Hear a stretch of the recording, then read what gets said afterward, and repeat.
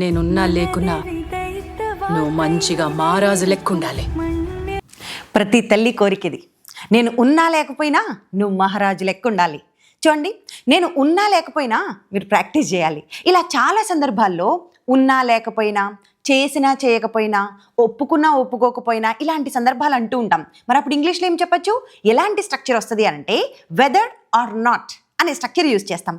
నేను ఉన్నా లేకపోయినా నువ్వు మహారాజు లెక్క బ్రతకాలి అంటే whether I'm there or not you should live like a king. Okay, అతను ఒప్పుకున్నా ఒప్పుకోకపోయినా ఈ decision final. Whether he agrees or not this decision is final. మీరు నమ్మినా నమ్మకపోయినా నేను ఎప్పుడూ మీకోసం కేర్ చేస్తూనే ఉన్నాను.